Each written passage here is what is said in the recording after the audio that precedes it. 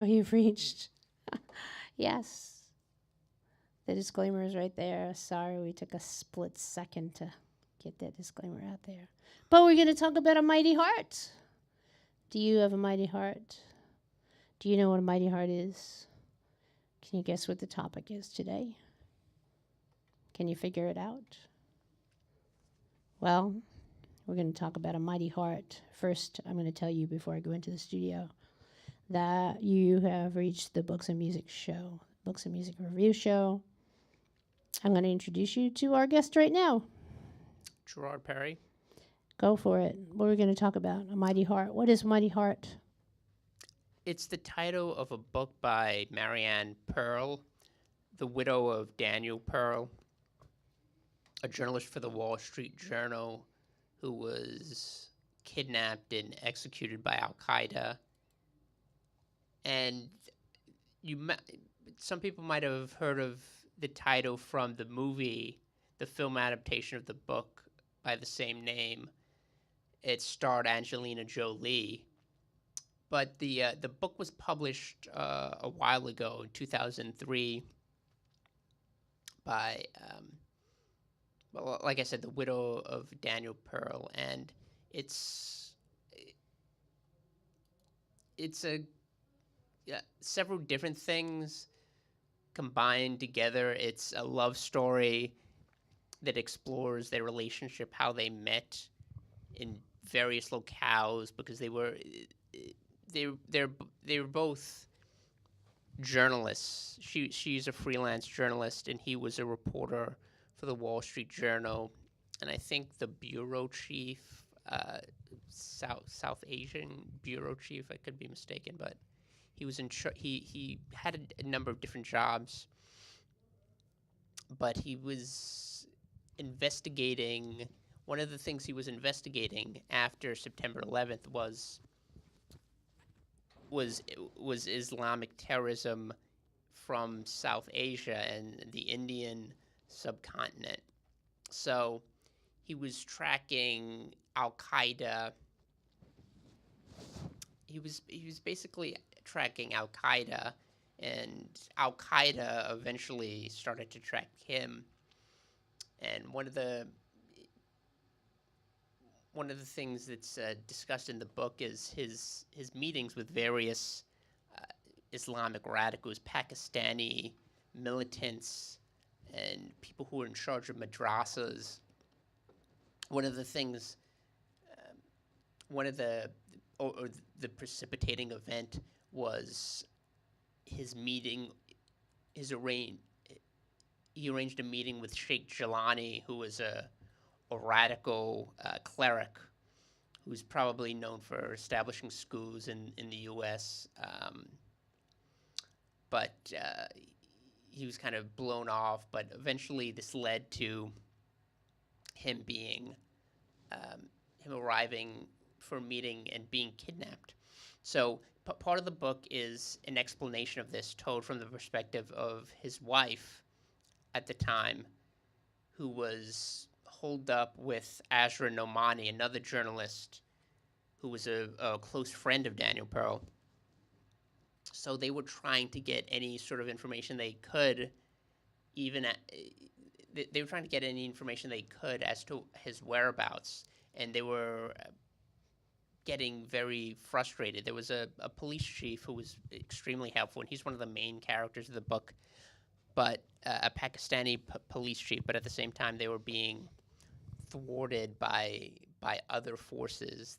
One of them is being the ISI, which is the Pakistani intelligence. It's kind of a state within a state, and there are some people who claim that they were responsible for Daniel Pearl's kidnapping, and in fact, one of the assailants, Omar Saeed Sheikh, who was a notorious terrorist and eventually convicted for his role in Daniel Pearl's kidnapping and murder. He was connected to the ISI and essentially admitted connection. So you have this subplot mystery, because his wife and the people who love him are trying to find out what happened to him, but they're kind of running up against a brick wall. The people in charge of Pakistan don't really want to be that cooperative, even though this was a notorious. This case was on the news every night. There were reports, and that's another issue. The fact that they were trying to withhold information, because Daniel Pearl, of course, was Jewish, and if they had known, they were worried that he'd be killed because of the fact that he was Jewish. If they found out, I think another aspect of the case was that he was just he was so important to, like I said, that he was kind of tracking Al Qaeda, but Al Qaeda wound up tracking him. So I mean, there's that part of the book, which is basically a true crime investigation of a crime, but also the personal relationship between Daniel and Marianne Pearl and how it developed and progressed. And at this point, she was pregnant with their baby, and you can imagine how dealing with this at the same time was how traumatizing that was, when she didn't know what had happened to her husband. So it's kind of reads like there's a crime investigation of a crime, but also a love story. So there are a number of elements to the book, and another element is the international element.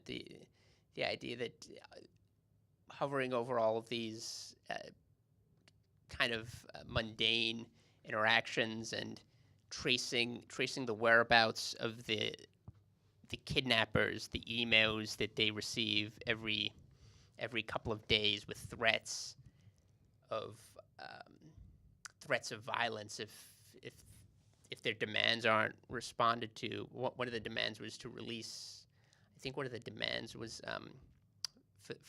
to release jihadists who were in prison in the United States. So over this, there's a discussion of what's really happening in a place like Pakistan. At the time, Pakistan was, I mean, and even now, it's kind of a hotbed of radical Islamic radicalism. You have all of these groups like Lashkar, Taiba, and which was responsible for the Mumbai massacre. And you have Al Qaeda and the Pakistani Taliban and all of these groups which have kind of mushroomed since September 11th. Well, what about Daniel Pearl? So what in that book, was that the story of what is his life, his life. You know, where does it begin? Where does the story begin? Well, it is the story of his life, because his father, Judah Pearl, was a I believe he was a classical violinist, and Daniel Pearl had, like his wife was very much an international person. I mean, his wife was, I think, part Cuban, and also I forget where her parents were from originally, but they were just kind of kindred spirits in the sense that they loved traveling and going all over the globe and meeting new people and exploring different things. and that was one of the that was the reason they wound up meeting and pursued the careers that they did in journalism. So Daniel Pearl was kind of always looking to. I mean, he was an investigative reporter, but that might have been one of the reasons he was an investigative reporter, because he was always looking to explore different things and different ideas. And one of the I don't know how many people remember this, but that was one of the pleas at the time, that the people who were holding him didn't realize how the people who were holding him captive didn't realize how what Daniel Pearl actually was. He was kind of a bridge to different worlds, but I think in a sense they did. Why was he a bridge to different worlds? Well, because he wasn't To look right at that red light, you'd be looking right at the camera. I'm sorry. No apologies. No, he was a bridge, kind of, but just because I don't know how to describe it, but he was just someone who wanted to understand the other perspective. Like I said, he was going around. He was actually talking to Islamic radicals, trying to see why. I mean, why they despised the United States and the West so much, trying to kind of get a picture of why this is happening. And his father started the Daniel Pearl Foundation after his death, which was trying to reconcile different cultures. So what exactly does the Daniel Pearl Foundation do? Do you know? It gives scholarships to journalists, to different journalists, and I think it also hosts peace camps between Arabs and Israeli youths. It also, I think they put on different concerts, international concerts, because his father was a violinist. Oh, I love the violin. I love when people play the violin.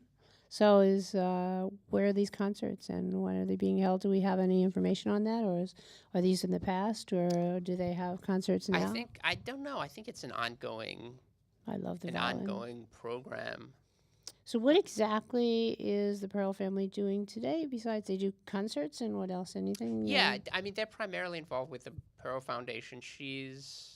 Marianne Pearl, his widow, is a fellow at the Pearl Foundation. His father is the one in charge, and you see op-eds by him occasionally denouncing the type of ideology that terrorist jihadist groups like Al Qaeda espouse. I don't know what Daniel Pearl would be. I mean, what his thoughts would be if he was still alive. What his thoughts would be about how this is kind of metastasized. Then now you have Al Qaeda and even conceivably worse versions of the same sort of. So what is the main message of A Mighty Heart? I love the title of the book, A Mighty Heart, for so many different reasons. But what do you think is the main message of... Oh, we're talking about a book called A Mighty Heart by, what's her name? Marianne Pearl, who was married to Daniel Pearl, a journalist. What is the very main message of A Mighty Heart, the book? I think the main message is the persistence of love. One of the things one of the last parts of the book is a series of letters she received from dignitaries and politicians, but also ordinary people from places like Pakistan and Indonesia throughout the globe, Muslim, Jewish, Christian, by people who were appalled by what happened. So I think the main message is just the endurance of love, the idea that even hatred and even hatred can't kill love. I think that's the main idea. I kind of like that because I kind of believe that hatred cannot kill love. Hatred cannot kill love. Love is more powerful than hatred. Right? Mm-hmm. That's proven to us so many ways and so many times in the world. So that's the main message. I like that. Love is more powerful than hatred. I think that's the message of the Bible, too. Mm-hmm. That's pretty much the message of the Bible. Okay, so how did Daniel... one, I have to tell you, when I'm in and out, I'm not listening. When I'm out of when I'm out of the studio area, I can't hear what you're saying. So if I ask you a question and you already answered it, we're going to answer it again just in case anybody's, we're not to get a drink of water and they may have missed that. And if you did hear it already, sorry for the repetition. No apologies.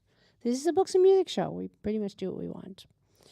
So how did Daniel Pearl change this world, the world? His worlds. Oh, I think he changed the world by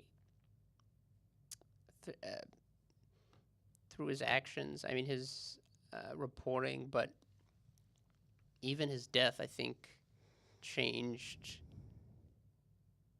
a lot of people's minds and hearts about this subject. I think he kind of it brought awareness of of the dangers of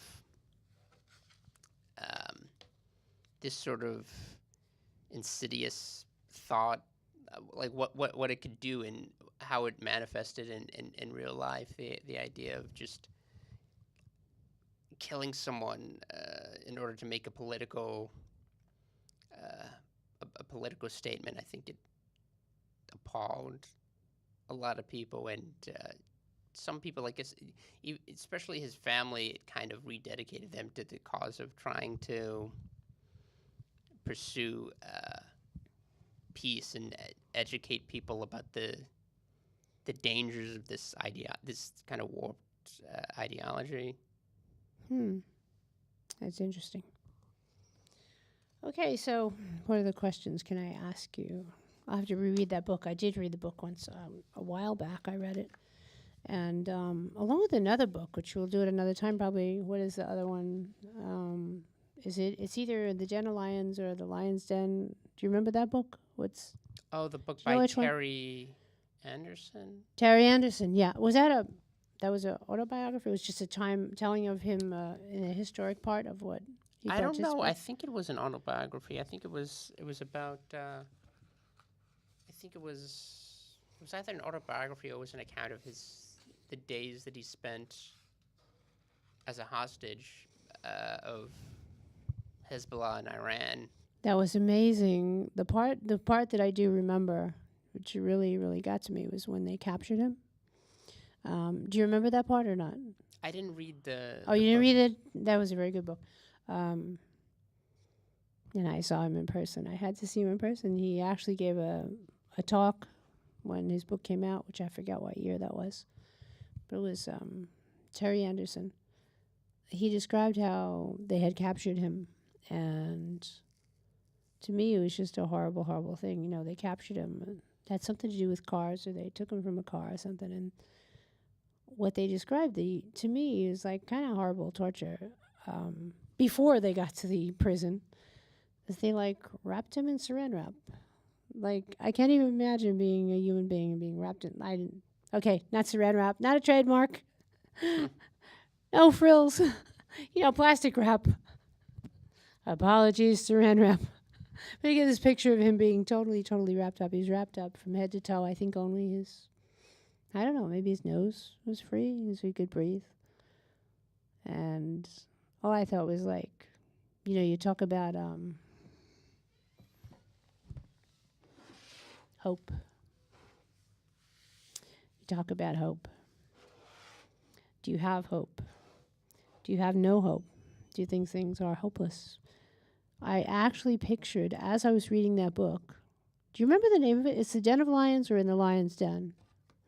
I don't know. Can you look it up, or is it too? Oh no, you can't. That's right. So it's either in the Den of Lions or in the Lion's Den. The author is Terry Anderson. Mm-hmm. And whenever I read a true story or hear of a true story, and the person is like strength, there's total strength, I have to see that person in person. So I did go to see Terry Anderson in person and hear him speak. And it amazed me because at that point, if somebody wrapped me up like that, I'd be like, oh, like, what's next? I think about hope. And I think about all the situations which we have no hope. It's funny. People come into the studio and I'll tell them, like, look at the camera. If you look at the red light, you're looking straight at the camera. Now I'm looking at the camera. But actually, the temptation is to look at the monitor. See, I'm looking at the monitor now, and it doesn't look like I'm looking at the camera. But I think the key to that is to bring the camera down to where the monitor is, which will give us a little bit of a different view. But I think I like that. So I actually don't like looking at the camera. I like looking at the monitor, right? No, I You don't wanna see either. this? Yeah, I like looking straight at the Mhm. monitor. So anyway, off topic. In the Lion's Den or in the Den of Lions, I think it's in the Lion's Den. It was by Terry Anderson or about Terry. I think it was by Terry Anderson. Yeah, I think it was the A bio. magnificent book. If you want to read that kind of book, some people read history, some people don't. I generally don't read too many history books, but I'm not the history. He is the history expert. That's his field. He's the history expert. And but I really liked that book. I liked A Mighty Heart. That was excellent. And I only read part of the other book that we did on the other show, Moshe Dayan, The Story of My Life. And somebody loaned that book. It was a very, very good book. So back to Terry Anderson and hope. I would be thinking at the time that they captured him, any ordinary being would think that there's no hope. That's it. It's like on the way to God knows where to do God knows what, and I would think there'd be no hope. But if we read his book, I saw him like in the flesh. He was standing up, a real human being. He had survived. He got through it. He got through how many years in prison? I think it was 8. Seven or eight? I think Okay, so he was in prison 7 or 8 years. 7 or 8 years. He was in prison, in a foreign prison, not in an American prison, which people have a lot of rights and things going on in American prison. He was in a really tough, rough a little foreign over prison. 6 years. 6 years.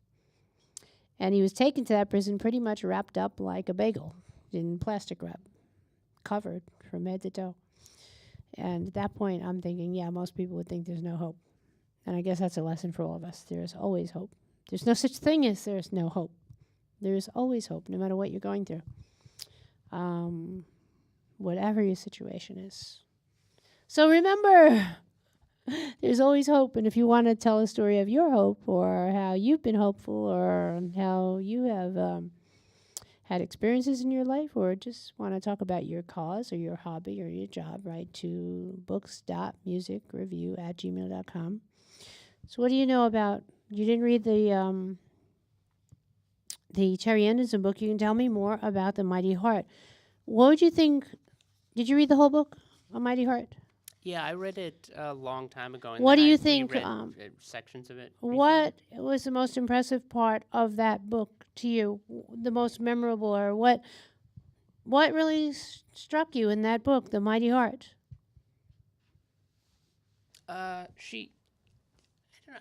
I guess less about the book than the fact that she was able to write the book so soon after the death of her husband, and it does come through the fact that the love she has for Daniel. I mean, that's something that really comes through on the page, and the more you read it, the more it is. You do get the idea that it's a love story, even though there is information about about the investigation and the search for these Al Qaeda terrorists who had kidnapped him. But I mean, that's one of the main things that recurs throughout the book. This idea of her love for Daniel Pearl, for her husband. So, would you recommend this book to anyone interested in that kind of a topic? Yeah. I mean, it's a great book. It's really You're touching the mic there a little bit back. That's good. it's no, it's an impressive book. I would definitely recommend it for anyone who hasn't read it. Like I said, it's been out. It was published a long time ago, right? 2003, and Daniel Pearl. That was another. His execution was kind of a pillar, like the 9/11 attacks. A sign that Al Qaeda really had no restraint on what it would do in order to perpetuate this ideology of just this anti-human sort of dogma. Anti-human, you know what? Yeah, that's pretty serious. Anti-human stuff. I have a lot to say about that, but I'm not going to say it about it. But I could tend to go off on another topic. Maybe since it's summer and we only got 3 minutes left, we could talk about the Clay Pit Pond State Park Preserve. Go to see the Clay Pit. It's called Clay Pit Pond States Park Preserve. It is in a part of New York. It's in Staten Island. All you Staten Islanders. I'm going to tell you a little bit about it. We've got 3 minutes. I'm going to see if I can say this really quickly. In 3 minutes, I'll be like a salesperson. So the Clay Pit Pond State Park Reserve is 260 acres of my favorite things. Fields, wetlands, sandy barrens, and spring-fed streams. The natural area is home to, check this out, 180 species of birds. 180 species of birds, where there have been more than 40 of the have been bred there, including 180 species of birds. So get out there somewhere in the summer and go out to the Hamptons or go out to the Clay Pits or go out to the festivals coming up. I know the Richmond County Fair is coming up, and probably you'll see this again, which you'll probably say has been passed. But there's 2 minutes left to the show. What do you think it's important to say about any topic? Oh, And we'll leave on a nice, positive, creative, up note. Say something. yeah. Well, just the things we've been talking about. I think in terms of, I think that is a positive note. That the idea of love, the idea that love kind of persists even after death. Oh, that's good. I got a minute. I can tell this story. When I was a child, someone used to beat me up, and they tried to get me to hate my father. Yeah. And the more that they beat me and pounded on me, and they wanted me to hate my father, inside, in my mind, I'm like, I love my father. So I guess it's like those prisoners of war when they're taken prisoner. It's like they're beaten and tortured and all, but they still keep their values, and they still keep what they originally had with them, and they still keep what they love. You cannot beat love out of someone. Yeah, simple as that. I'm sorry. I asked you to take the 2 minutes, and I spoke. Go for it. Oh no, that was a good. This was a good way to sum up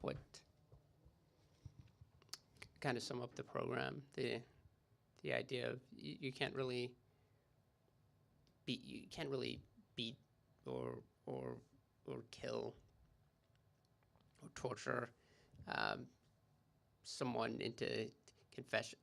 I mean, that was one of the bravest things about Daniel Pearl, the fact that he stood up for his beliefs and his identity, even even though he knew his life was coming to an end. Okay, so we got 7 minutes left. We're glad you came to the show. You can bring us out of the show with whatever you have to say. 2 minutes.